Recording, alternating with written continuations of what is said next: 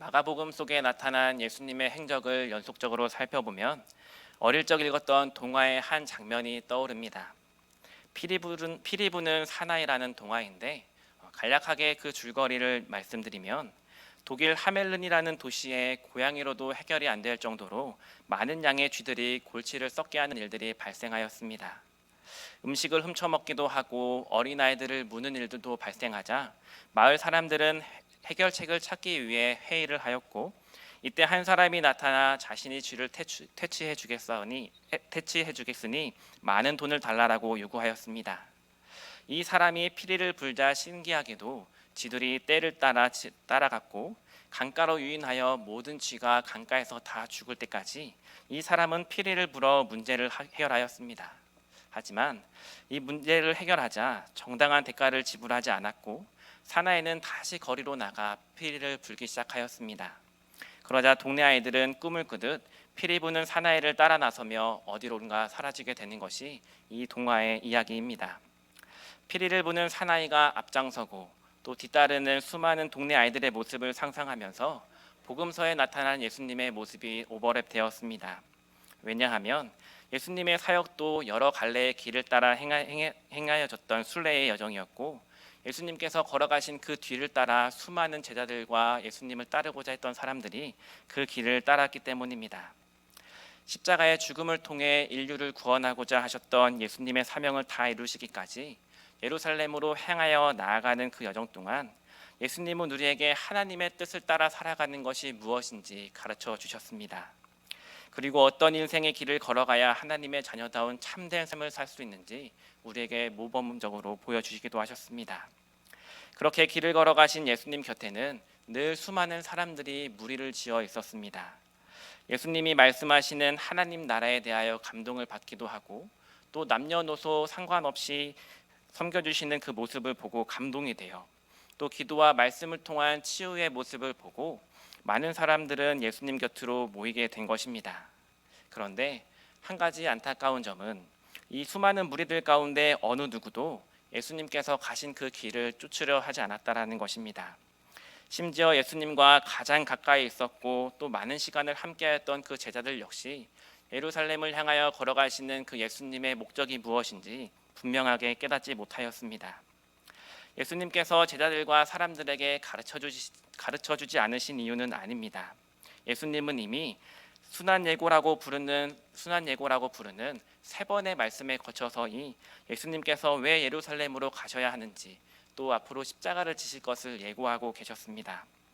앞서 살펴본 8장 31절에서 한 번, 또 9장 30절 이하에서 또 한 번, 또 지난주에 살펴본 10장 32절 총 3번에 걸쳐서 예수님은 자신이 예루살렘을 향하여 나아가고 계신 목적을 언급하셨습니다. 하지만 예수님께서 말씀하실 때마다 제자들은 올바르게 이해하지 못했고 조금은 엉뚱한 반응을 보여줍니다. 첫 번째 예고 때 베드로는 예수님을 붙들고 항변을 하였고, 또 두 번째 예고 때는 이 말씀을 깨닫지 못하고 묻는 것조차도 두려워했다고 합니다. 더 나아가 제자들은 그 자리에서 서로 누가 크냐라며 변론하는 문제로 다투기도 하였습니다. 그리고 세 번째로 예루살렘으로 올라가는 길에 제자들과 예수님을 따랐던 사람들은 놀라고 두려워하는 반응으로 함께하였습니다. 제자들이 이러한 반응을 보인 이유는 예수님께서 가신 십자가의 길이 제자들에게는 무관심의 대상이었고, 또 당시 주변 강대국의 압제로부터 자신들을 구원해 줄 정치적 메시아로밖에 생각하지 못했기 때문입니다. 예수님의 제자들은 예수님과 함께한 시간이 그 누구보다 많았고, 또 예수님을 통해 하나님의 말씀을 듣기도 하였고, 예수님의 말씀이 역사하는 장면을 눈으로 보기도 하였지만, 그 중에서 보고 싶은 것, 또 내가 듣고 싶은 것, 또 내가 기억하고 싶었던 장면들만 마음에 담아두고 그 외에는 관심을 두지 않았던 것입니다. 이 사실을 몰랐던 제자들 중 세베대의 아들 야고보와 요한은 예수님 곁으로 나아갔고, 적당한 때에 예수님께 찾아가 자신들의 요구사항을 전달하였습니다. 예수님께서 예루살렘으로 가셔서 왕이 되시면 저희들을 기억하여 주셔서 하나는 오른쪽에 또 하나는 왼쪽에 앉게 해주세요 라며 쉽게 말해 자리를 청탁한 것입니다. 여러 제자들 가운데 야고보와 요한이 예수님께 다가가 이러한 청탁을 한 이유는 그들의 삶의 배경을 보면 이해할 수 있습니다. 35절에 야고보와 요한 이름 앞에 세베대라는 수식어가 있습니다. 마가복음 1장 20절 말씀을 보면 예수님께서 야고보와 요한을 부르셨을 때에 아버지 세베대를 품꾼들과 함께 배에 버려두고 예수님을 따랐다라고 성경은 기록하고 있습니다. 이를 통해 야고보의 아버지인 세베대는 품꾼을 부리는 위치에 있었던 사람으로 요즘 시대의 말로 금수저 집안의 아들이었음을 우리는 알 수 있습니다. 요한복음 18장에는 예수님께서 대제사장들에게 신문을 받으시는 장면이 등장을 하게 되는데 예수님의 수제자였던 베드로도 그 자리에 참석하지는 못하였지만 야고보의 형 요한이 함께 있었다라는 그 기록을 보아서 야고보의 집안은 당시 상당히 부유했고 또 종교적인 권력을 가지고 있었던 가문임을 우리는 알 수 있습니다. 이 모습만 보고 한 사람에 대해 생각하고 판단하는 것이 자칫 편견으로 바라볼 수도 있겠지만 이 야고보와 요한이라는 사람이 살아온 환경과 또 그들의 가정의 모습을 보면 예수님의 가르침보다는 권력으로 누릴 수 있는 그 힘의 논리에 더욱더 많은 관심이 있었음을 우리는 알 수 있습니다. 이미 권력이 주는 달콤함을 알았기에 예수님께서 정치적 왕이 되시면 자신들에게 한 자리를 내어줄 것을 요청한 것입니다. 제자들의 이러한 모습을 보면서 우리들이 생각해야 될 것은 무엇일까요? 이 3년이라는 시간이 누군가에게 영향력을 미치고 또 사람들을 변화시키기에 결코 적은 시간은 아닙니다. 그러하기에 제자들이 굉장히 어리석게 보이기도 하고 그러한 말썽쟁이 제자들을 데리고 다니시는 예수님을 어쩌면 측은지심의 마음으로 바라보기도 합니다. 그런데 생각을 조금만 바꾸어 보면 이들의 태도가 전혀 이상한 것은 아닙니다. 왜냐하면 당시에는 자칭 메시아라 부르며 새로운 시대를 열 것처럼 주장하는 수많은 사람들이 있었고 또 시대적으로도 새로운 개혁을 꿈꾸는 것이 필요한 시대였기 때문에 예수님 역시 그 중에 한 사람으로 여길 수도 있을 가능성이 충분히 있었다라는 것입니다. 게다가 예수라는 이 이름의 뜻은 자기 백성을 저들의 죄에서 구원할 자입니다. 그러하기에 제자들은 예수님을 자신들이 겪고 있는 삶의 고통에서 건져내줄 구원자로서 인식할 수 있었다라는 것입니다. 하지만 문제는 예수님과 이 제자들의 방법적인 면에서 차이가 있었습니다. 제자들은 예수님이 세상에 군림하는 왕으로 오셔서 왕으로 가지는 힘으로 통치하고 또 자신들에게 힘을 실어줄 것을 기대하였지만 예수님은 반대로 세상을 섬기는 겸손의 왕으로 오셔서 세상을 변화시키려 하셨습니다. 이 모습을 보고 우리는 제자들을 향해 손가락질할 수 없을 것입니다. 힘이 있는 누군가의 도움을 얻어 한 자리 차지하고 싶은 것이 모든 인간의 욕망이기 때문입니다. 그 힘을 가진 자가 나와 아주 가까운 사람이라면 더욱더 우리는 무언가 기대하게 되고 혹시 옆자리가 비면 나를 써주면 좋겠다라는 이 마음이 드는 것이 인간의 본성이기 때문입니다. 목회자인 저 또한 예외는 아닙니다. 누구보다 하나님과 가까이 하고 또 말씀과 기도로 늘 충만히 서야 할 것 같지만 사실은 넘어질 때도 있고 또 우리 앞에서는 우리가 하나님만 의지하고 붙잡고 나아가야 한다고 설교를 하지만 한편으로 뒤돌아설 때 또 누군가를 의지하고 또 사람의 생각과 이성적인 방법으로 해결하려고 할 때가 종종 있습니다. 할 수만 있으면 사람의 도움을 받아서라도 더 앞날이 보장된 교회로 또 더 안정적인 교회로 가고 싶은 것이 목회자들의 솔직한 심정이기도 합니다. 부끄럽지만 이 모습이 우리의 민낯이고 또 하나님 앞에 죄인으로 살아가는 우리들의 실제 모습이기도 합니다. 그러하기에 오늘 본문의 이야기를 살펴보면서 야고보와 요한 그리고 다른 제자들을 향해 섣불리 비난하거나 또 함부로 판단을 해서는 안 되는 것입니다. 이 모습을 반면교사 삼아 우리가 더욱더 하나님 앞에 진실된 자로 살아갈 수 있도록 또 이 시간을 통해 우리의 삶이 더욱 예수님을 닮아갈 수 있도록 함께 노력해야 할 것입니다.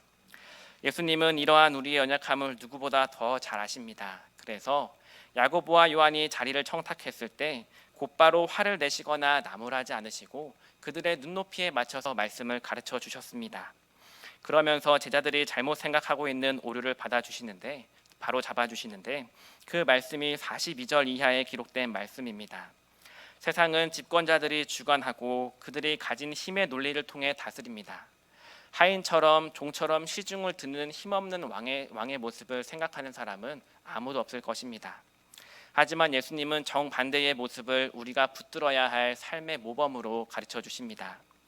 마가복음 10장 33절 44절에 너희 중에 누구든지 크고자 하는 자는 너희를 섬기는 자가 되어야 한다. 너희 중에 누구든지 으뜸이 되고자 하는 자는 모든 사람의 종이 되어야 한다라고 세상이 가르쳐주는 원리와 정반대의 가르침을 주시는 것입니다. 이 섬김의 태도를 강조하시는 예수님의 모습을 살펴보면 밑바탕이 되는 전제 조건이 한 가지가 있습니다. 그것은 모든 사람은 하나님 안에서 평등하고 섬김받아 마땅한 가치가 있다라는 것입니다. 44절에 모든 사람의 종이 되어야 하리라 라고 기록이 되어 있지 힘을 가진 사람, 기득권층, 성공한 사람의 종이 되어야 한다라고 되어 있지 않습니다. 이처럼 예수님이 보여주시는 섬김의 원리에는 모든 사람이 동등한 가치를 가지고 있음을 보여줍니다. 이와 같은 논리가 예수님 사역의 밑바탕으로 자리하고 있기 때문에 예수님께서는 누구를 지배하라고 말씀하시지도 않으셨고 또 누구를 지배하여 왕의 자리에 오르려고 하시지도 않으셨습니다. 이 예수님의 모습을 통해 우리는 진정한 신앙생활이 무엇인지 또 우리가 추구해야 할 삶의 방향이 무엇인지 배우게 됩니다. 그것은 우리 주변에 있는 이웃 섬김을 통해 그들의 생명을 살리고 또 소중한 사람으로서 또 가치 있는 사람으로서 하나님의 구원 대상으로서 세워가는 것이 진정한 신앙생활의 모습인 것입니다. 우리가 예수님이 가르쳐 주신 삶의 원리로 살아간다면 굳이 하나님께 자리를 청탁하지 않더라도 예수님은 안정되고 우리의 삶을 안정되고 보장해 주실 것입니다. 그런데 생각만큼 성경의 원리대로 살아간다라는 것이 결코 쉽지 않음을 우리는 삶에서 느낍니다. 예수님의 말씀대로 살아간다라는 것, 또 가르쳐 주시는 삶대로 살아간다라는 것이 어쩌면 다른 말로 예수님께서 지신 그 십자가를 나도 함께 진다라는 것을 의미하기 때문입니다. 고통스러운 십자가 또 잔혹한 형벌의 십자가를 어느 누가 지려고 생각할까요? 분명한 것은 이 십자가 고난의 길 뒤에는 반드시 성취될 것으로 약속된 영광이 있다라는 것입니다. 세상에는 감추어져 있지만 하나님의 자녀에게만 밝히 드러난 그것은 38절 말씀에 기록된 말씀, 주님의 잔과 세례를 받는 자들은 하나님께서 반드시 도우신다라는 것입니다. 그리고 마지막 때에 좌우편에 앉게 될 것이라는 이 약속이 우리에게 주어졌습니다. 예수님께 자리를 청탁하였던 야고보와 요한은 훗날 어떠한 모습으로 삶을 마무리하였을까요? 야고보는 첫 번째 순교자가 되었고 요한은 가장 마지막까지 남아 복음을 전하는 사람이 되었습니다. 이 두 사람이 변할 수 있었던 것은 섬김의 도를 몸소 가르쳐 주셨던 그 예수님의 모습을 보고 나도 예수님처럼 살아야지라고 다짐했던 그 마음이었습니다. 이들의 모습은 또한 예수님께서 저와 여러분에게 원하시는 삶의 모습이기도 합니다. 자기 자신만의 이익을 추구하고 또 다른 사람은 어떻게 살아가든 나만 생각하는 이기적인 모습이 아니라 내 이웃을 내 몸과 같이 사랑하는 그 모습을 우리에게도 동일하게 요구하시는 것입니다. 그리고 오늘 저와 여러분에게 예수님은 단호하지만 따뜻한 목소리로 우리에게 물으십니다. 너희에게 무엇을 주기를 원하시냐? 이 질문은 세상의 가치관을 따르는 사람이 아닌 예수님의 말씀을 통해 전해주신 가르침을 저와 여러분의 삶 가운데 최우선순위로 삼으라고 이야기하시는 것입니다. 세상의 가치관대로 살아가다 보면 오늘 본문에 나타난 미성숙한 야고보와 요한의 모습처럼 살 수밖에 없습니다. 하지만 하나님께서는 그럼에도 우리를 여전히 사랑하여 주시고 품어주시며 본을 보여주심으로 우리를 끝까지 인도해 주신다라는 것이 얼마나 큰 하나님의 은혜인지요.